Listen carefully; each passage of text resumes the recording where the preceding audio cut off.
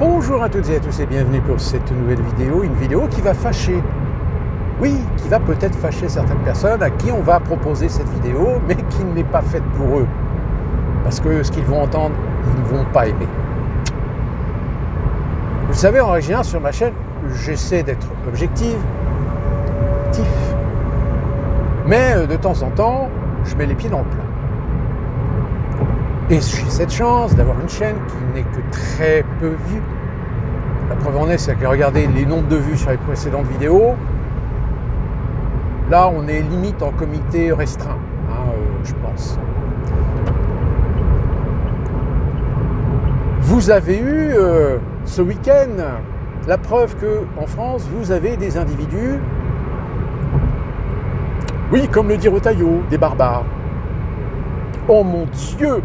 Oh, il a utilisé un terme d'extrême droite. Barbare. Puis de toute façon, si ça a été le bordel, c'est de sa faute parce qu'il n'a pas mis assez de sécurité. Vous savez, vous avez beau mettre 5 000, 10 000, 20 000 policiers, de toute façon, il y aura toujours le problème que faut pas toucher, faut faire attention. N'utilisez pas les LBD, surtout n'en blessez pas, surtout n'en tuez pas, parce que alors là, si vous en tuez, là c'est bon, vous allez avoir toutes les banlieues qui vont s'enflammer. Ah oui, je dis les banlieues parce que, en règle générale, ceux qui se font tuer, c'est pas les bons Français. C'est pas ceux qui sont dans la culture de banlieue, dans la culture de quartier, mais qui s'appellent Richard, qui s'appellent Kevin, qui s'appellent Johnny, qui sont des blancs. Qui ne sont pas issus de l'immigration, pour ne pas dire. Quoique, j'ai envie de dire, quand on voit les images, là, on n'est plus dans le stade d'un problème issu de jeunes issus de l'immigration. Là, on est carrément dans un problème qui est beaucoup plus large, qui est un problème de culture, qui est un problème d'éducation. Puisque les petits blancs qui vivent et qui grandissent dans ces quartiers à leur contact, deviennent exactement comme eux. Ils s'assimilent. Ils ont un mimétisme parfois qui ne correspond pas du tout à leurs origines culturelles. Mais c'est de l'appropriation. Wesh.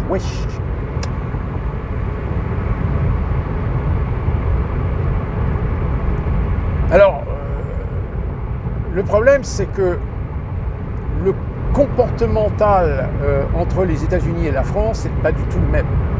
En France, je vous l'ai dit, vous n'avez plus les outils, il n'y a plus d'autorité. C'est du laisser-faire depuis 30 ans, donc voilà le résultat. Et ça va empirer. Ça va même empirer que vous avez même dans la petite bourgeoisie de gauche des gens qui vont protéger la racaille. Parce que protéger la racaille, c'est toujours être dans le camp du bien, c'est-à-dire contre l'extrême droite, contre le racisme. Donc s'il n'y a pas une reprise en main de l'État à bras-le-corps, forceps, et que le premier qui commence à gueuler, tu lui fous 3 baffes, et il s'en va en slip, en criant maman, nous aux États-Unis, on a un autre problème. Je vous l'avais déjà expliqué, le problème qu'il y avait autour de la communauté afro-américaine.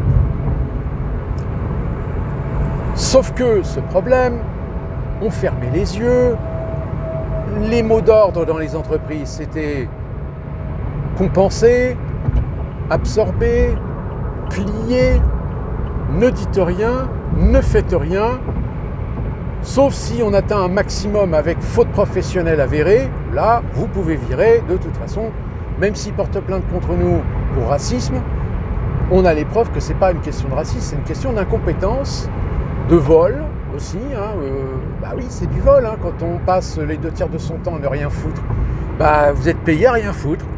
Et là, quand je dis payé à rien foutre, c'est pas un pléonasme, c'est pas une exagération, c'est pas une caricature, c'est le réel. Et je sais que nous avons une collègue qui est afro-américaine, et c'est exactement ça. Là, j'ai bossé avec elle ce matin, à 8h30, jusqu'à 3h30. 7 heures. 7 heures, c'est pas 8 heures, c'est 7 heures. Ça va. Eh ben non. Elle a bossé tranquille, sans stress, de 9h. Bah oui, parce que 8h30, vous comprenez, il y a toujours une demi-heure où il faut prendre son temps, se préparer, machin, etc. Elle a fait un strict minimum, comme elle a la coutume de faire. Et puis à midi 12, stop, arrêtez. Arrêtez de bosser. C'est-à-dire qu'elle est barrée, presque 40 minutes pour aller soi-disant acheter à bouffer.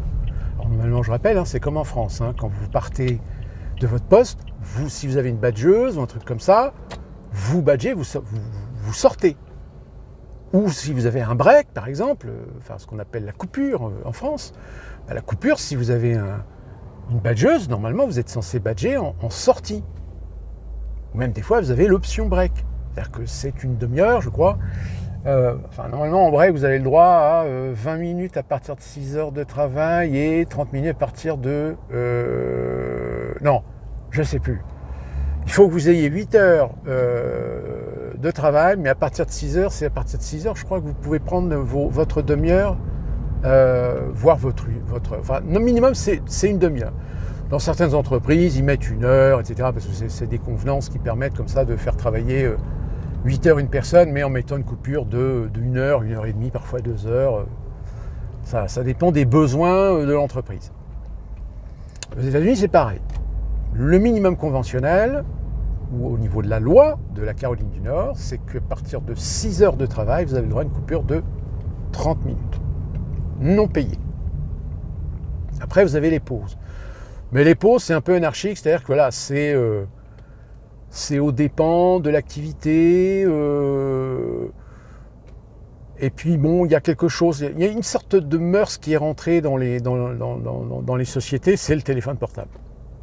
Bon, je pense qu'en France, vous êtes confrontés au même problème de ces gens qui ne peuvent pas passer 10 minutes à travailler sans devoir regarder leur téléphone parce qu'on ne sait jamais s'ils n'ont pas entendu une notification ou s'ils n'ont pas reçu un message ou ils n'ont pas entendu qu'ils recevaient un message, etc.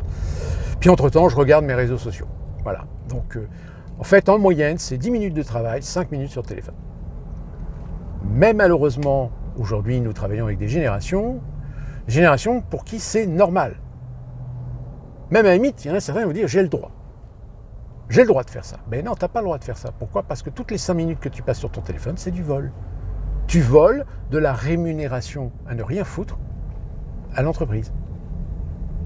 Mais comme malheureusement, c'est une invasion sur 1-2 générations aujourd'hui sur le marché du travail, on ferme un peu les yeux. C'est bien qu'il y a certaines entreprises où là, on a besoin d'avoir des gens qui soient concentrés, qui soient productifs, etc. Oui.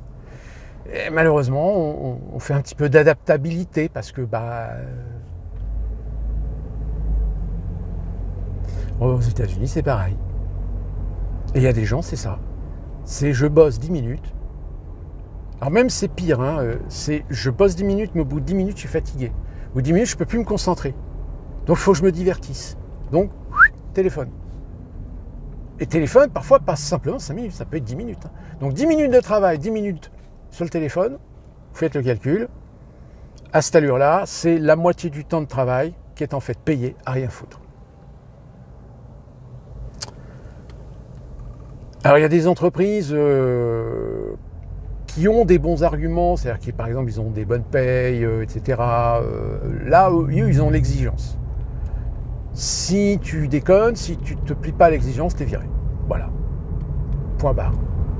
Alors c'est dommage parce que si le boulot est sympa, en plus bien payé, c'est con, tu perds une opportunité. Sauf qu'évidemment, il y a pas mal de secteurs d'activité aujourd'hui où il y a de l'offre, mais c'est des offres évidemment sur des métiers qui peuvent avoir éventuellement des débouchés. Vous pouvez monter comme shift leader, comme assistant manager, voire manager d'une unité, d'un service, voire même poste de superviseur, etc. Attention, c'est des métiers où attendez pas à avoir des salaires. Moi, là où je travaille, le manager, je crois qu'il doit se faire à peu près 2100 $ net par mois. Donc 2400, je crois, 2400 net par mois. Vous voyez, c'est pas pour un manager. Je crois que même un manager de McDo, de Quick, de Burger King ou je ne sais quoi, je pense qu'à mon avis, il doit toucher quand même un peu plus en France, même avec les charges nettes. Mais le problème de ce genre de politique, c'est qu'évidemment, les métiers sont plus attractifs. À partir du moment où vous avez une inflation, donc là aujourd'hui, on est dans une situation où vous avez énormément d'enseignes, énormément d'entreprises qui sont dans la merde. Ils sont dans la merde parce que, entre autres, le problème qu'on peut avoir aujourd'hui avec des individus, et plus particulièrement les Afro-Américains, qui ont un petit peu le poil dans la main, je suis désolé, peut-être que je suis caricatural, certains diront peut-être que je suis raciste, mais non, c'est une réalité. Et d'ailleurs, même les Afro-Américains eux-mêmes, qui eux sont des travailleurs, des bosseurs, le disent que dans leur propre communauté, ils ont des véritables branleurs. Et ce qui est assez amusant d'ailleurs, j'ai pas fait la statistique, mais de tous les gens que je côtoie, que je connais, qui sont des Afro-Américains, ceux qui pour moi sont vraiment des bosseurs, en général, ils sont tous issus de familles d'esclaves. Tous les autres, c'est des gamins, c'est des gens qui viennent d'une immigration contemporaine, de pays d'Afrique, de Jamaïque, des Caraïbes, etc. C'est pas des descendants d'Afro-Américains esclaves. D'accord ? Et c'est pour ça que les descendants d'Afro-Américains, aujourd'hui, commencent à en avoir un petit peu ras le cul, justement, de ces Afro-Américains. Et d'ailleurs, BLM en a été un laboratoire très flagrant. C'est qu'en grande majorité, ceux qui ont déconné, ceux qui ont foutu la merde, le bordel, n'étaient quasiment jamais des enfants descendants de familles d'esclaves. Et on veut dire, c'est que là, il y a peut-être un point commun, c'est entre ces Afro-Américains qui sont Afro-Américains depuis 1, 2, 3 générations, mais issus d'une immigration contemporaine, ont exactement le même comportement que ceux venus en France, qui sont français, qu'on vous dit, ils sont français. Oui, mais non, ils sont français. Issus de l'immigration, issus d'une culture, issus d'une éducation ou d'une non-éducation. Ici aux États-Unis, c'est pareil. C'est que vous avez des fois des Afro-Américains, tu sens bien que les parents, absents. Quand c'est pas des fois des conflits assez primaires. Là, d'ailleurs, ce week-end, il y a eu un mass shooting pas très loin de chez moi, où tu as une querelle de famille, en fait. Même pas, je crois que c'est un mec qui a déboulé dans une fête de famille, ou un truc comme ça, ou un anniversaire, je crois. Parce que la nana avait couché avec lui, mais elle est mariée, et donc elle a décidé de le quitter. Le mec, ça lui a pas plu, il a déboulé, il a cartonné tout le monde. Du coup, il y a un mort et 12 blessés, je crois, dont 2 dont le pronostic vital était engagé. Et dont un gamin qui a été blessé. Donc vous voyez, déjà, psychologiquement, on est quand même sur un niveau d'infantilisation, de comportement de gamin, colérique, évident.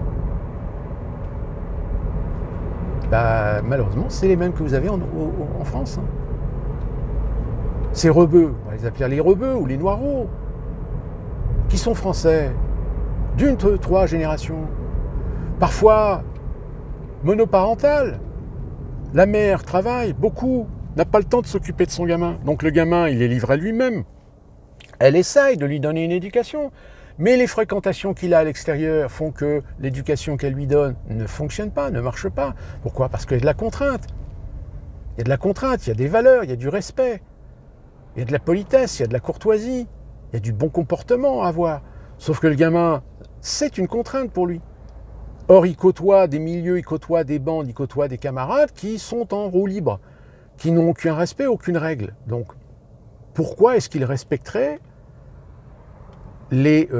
l'éducation ou les règles de leurs parents ou du monoparent? Ici aux États-Unis, c'est exactement pareil. Et d'ailleurs, très souvent, les gamins qui tombent très très mal sont souvent des gamins avec des familles compliquées. C'est-à-dire que pas seulement la femme qui est toute seule, le mec s'est barré, mais souvent parce que la femme côtoie déjà des gens pas très fréquentables, parce que le milieu est pas très fréquentable, parce que c'est souvent des gens issus des milieux de la drogue, de la prostitution, etc., etc. Donc, enfin, les bas-fonds, quoi. Alors, attention, je ne fais pas de généralité, bien sûr qu'il y a des gamins qui réussissent, qui s'en sortent. Mais malheureusement, nous, aux États-Unis, on a la statistique ethnique. Donc, on peut déjà définir souvent les profils des individus, leur classe sociale, leur niveau d'éducation pour faire un profil criminel, on va dire. En France, vous ne l'avez pas, puisque déjà en France, vous ne pouvez pas faire de statistiques ethniques, c'est interdit. Donc on peut dire simplement étranger ou français. Mais on ne peut pas dire, même aujourd'hui, les médias, regardez, les médias n'utilisent même plus le terme français issu de l'immigration. Ou sinon, il y a encore CNews, évidemment, la chaîne d'extrême droite, comme certains le disent, qui encore s'ose à utiliser cette terminologie. Mais elle l'utilise de moins en moins parce que vu que l'ARCOM, à chaque fois qu'ils disent un truc de travers, ils se prennent une amende. Enfin, voilà quoi. Donc la conséquence de quoi ? La conséquence, c'est que ces personnes, de par le milieu dans lequel ils grandissent, alors là je ne parle même pas de la religion parce que le nombre de gamins, le nombre de gens qui disent « Ouais, mais moi je bosse pas le week-end parce que vous comprenez, je suis catholique, je suis protestant, je travaille pas le dimanche, etc. » Et là, pareil, là il n'y a pas de différenciation ethnique, que ce soit des Afro-Américains, des Hispaniques ou des Blancs. Tous ceux que je connais qui sont religieux, il faut s'en méfier comme de la peste parce qu'ils ont une hypocrisie par nature qui est effrayante. Alors déjà que dans la société américaine, dans la culture, je rappelle qu'il y a certains codes à apprendre aux États-Unis vis-à-vis des personnalités. Il y en a un d'ailleurs, je ne sais pas si vous l'avez déjà vu sur YouTube, il est souvent de plus en plus mis en avant, on va dire. C'est un mec qui fait des shorts, qui vit d'ailleurs, je crois, à Miami, et qui fait des vidéos comme ça, et qui vous raconte un petit peu ce qu'il y a aux États-Unis, etc. Et il a fait une vidéo où il a dit un truc qui est tout à fait vrai. Il disait que il y a des codes à comprendre dans la discussion avec les Américains. Par exemple, quand un Américain te dit « Ah oui, c'est très intéressant ce que vous dites », en fait, c'est pas du tout intéressant. En fait, il se fait chier. Et en fait, il en a rien à foutre. Voilà. Elle est là, la traduction. Vous avez des codes de politesse, mais dans les conversations, il y a des moments où il y a des phrases qui vous paraissent être des phrases polies, courtoises, mais qui en réalité,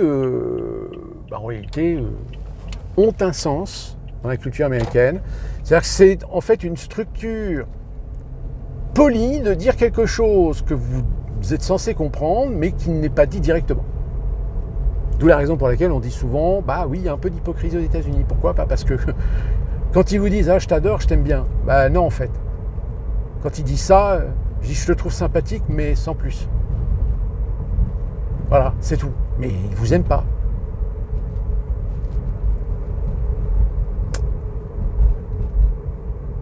Ça, c'est une chose, par contre, chez les Afro-Américains. Les Afro-Américains ont une particularité à être un peu plus respectueux dans le code de ce qu'ils disent. De toute façon, ceux qui vivent aux États-Unis vous le diront, les Blancs ont souvent beaucoup plus d'hypocrisie que les Afro-Américains. Même si les Afro-Américains, parfois, il faut faire attention parce que très souvent, ils croient en Dieu, ils sont religieux. Mais ce qui est assez amusant, c'est que moi, je suis tombé sur des Afro-Américains qui sont religieux. Et quand ils ont su que j'étais français, ils m'ont posé des tas de questions. Ils me disent « Oui, mais en France, la religion, comment ça se passe, etc. Je sais qu'en France, la religion, c'est interdit, machin. » Je dis « Non, c'est pas interdit. C'est juste qu'on a ce qu'on appelle une loi de 1901 qui sépare les pouvoirs de l'Église et de l'État. C'est-à-dire qu'il n'y a pas d'influence religieuse dans la gestion du pays à l'échelle de l'État. Ce qui est une théorie, hein, ce qui devrait normalement être appliqué, mais qui ne l'est pas, parce que y a toujours derrière le clientélisme politique, comme vous avez ici aux États-Unis, hein, surtout chez les conservateurs. Les conservateurs, ils aiment bien caresser dans le sens du poil tout ce qui est religieux, parce que pour eux, c'est de l'électorat. Même si à la limite, ils en ont strictement rien à carrer.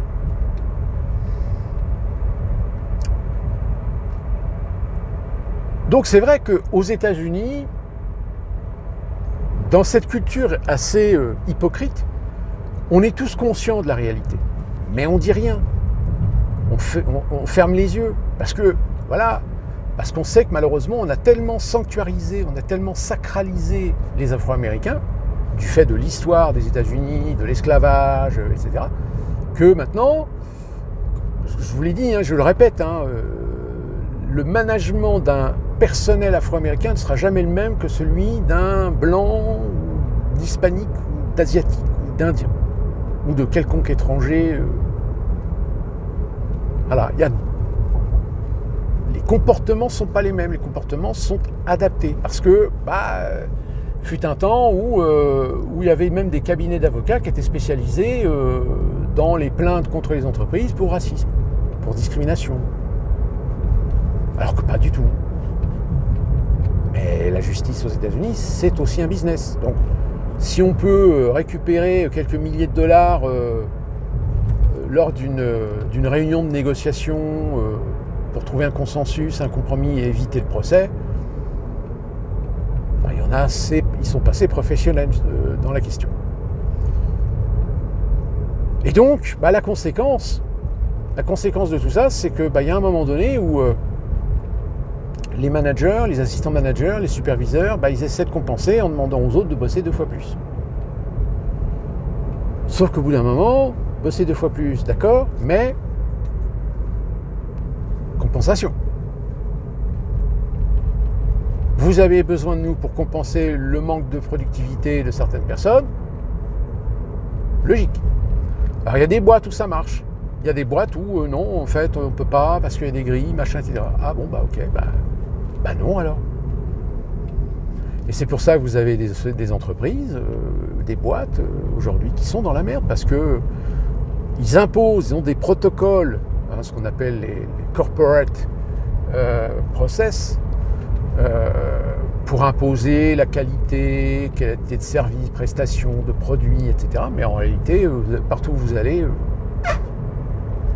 ça va même pire, c'est que même les services d'hygiène ont pour consigne de ne pas trop massacrer.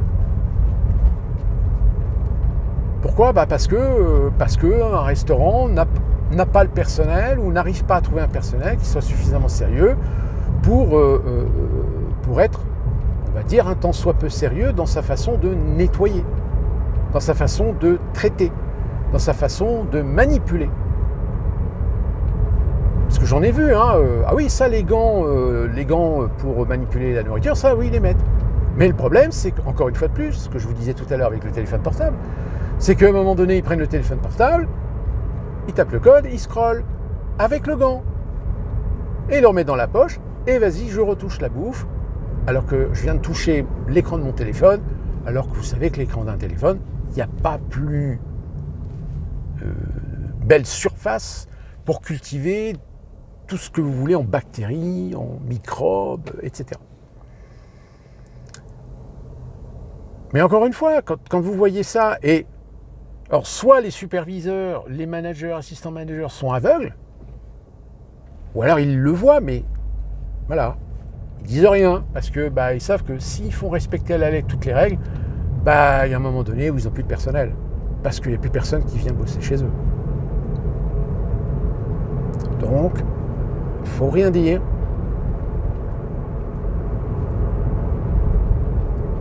Sauf qu'aujourd'hui, le faut rien dire, il y a des boîtes qui aujourd'hui commencent à dire, alors c'est pas dit ouvertement, c'est suggéré dans la chaîne hiérarchique, de dire, vous pouvez prendre des Afro-Américains, mais au strict minimum. Le reste, vous prenez uniquement que du blanc ou de l'hispanique. Mais on ne veut plus avoir de personnel afro-américain en proportion pour soi-disant faire bien, qu'on est dans la diversité, qu'on veut lutter contre le racisme, l'égalité pour tous, etc. Parce qu'il y a des entreprises aujourd'hui qui n'ont plus les moyens de payer quelqu'un qui n'a pas un niveau de productivité suffisant. Et à qui on ne peut rien dire, et avec lequel on ne peut rien faire, sinon on prend le risque que cette personne s'offusque et qu'elle dise qu'on est raciste. Et aujourd'hui, vous avez certains secteurs, ça je l'avais déjà expliqué, mais je le réexplique pour ceux qui n'ont peut-être pas vu les vidéos dans lesquelles j'expliquais déjà ça, vous avez des secteurs d'activité où vous aviez un développement assez omniprésent des Afro-Américains, mais qui sont en train de se faire remplacer par les Hispaniques. Parce que les Hispaniques, ils bossent. Alors, ils sont un peu renfermés sur eux-mêmes, surtout quand c'est des Hispaniques qui ne sont pas très très forts en anglais. Mais au moins, ils bossent.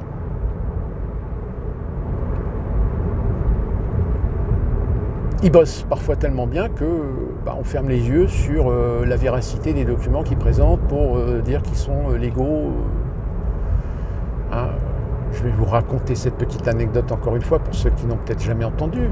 J'ai travaillé pendant un temps avec un couple de Mexicains qui ne parlaient pas du tout l'anglais. Moi, j'ai essayé de balbutier mon pauvre espagnol. Et quand il y a eu l'arrivée de Donald Trump au pouvoir, ils ont disparu. Ils sont partis.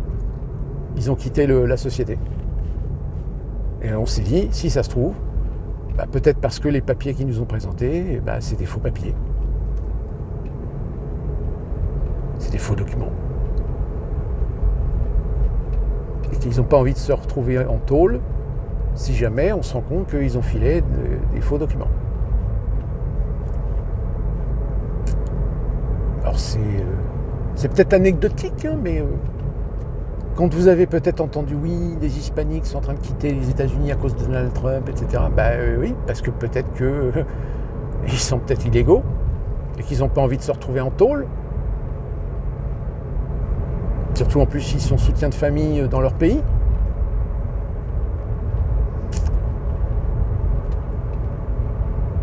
Donc, c'est compliqué en fait. Vous voyez, il y a quand même quelques points communs, mais même si la population en question est complètement différente, mais les attitudes et les comportements trouvent peut-être aussi les mêmes origines. L'éducation, l'environnement social, qui fait que malheureusement, il y a des manques d'autorité, des manques d'éducation, des manques de règles, des manques de bienséance, de vie en collectif. Et qu'aujourd'hui, quand on entend Rocaillot parler de remigration, mais qu'est-ce que vous voulez remigrer ? Il n'y a rien à remigrer.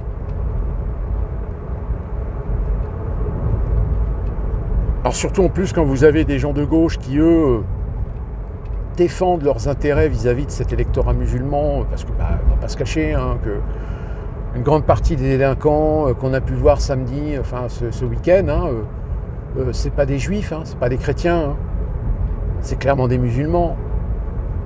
Il y a même des blacks aujourd'hui qui font des vidéos, qui font des TikTok, en se plaignant, en disant voilà, le problème de ces mecs, de ces gens, c'est qu'ils sont en train de détruire notre image, notre réputation, de par leur comportement. Et ils n'ont pas tort.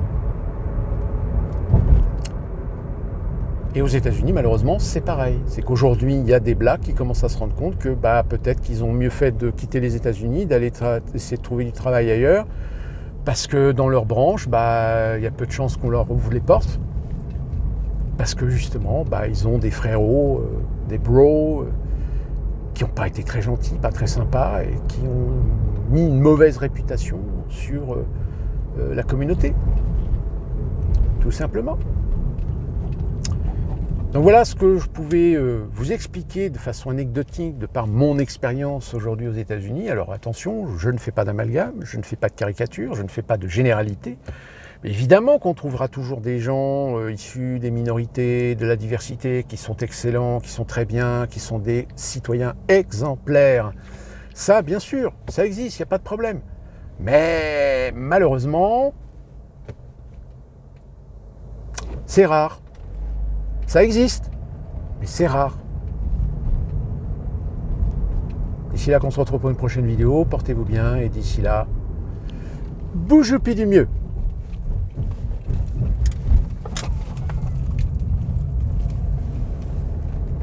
Le virage est serré.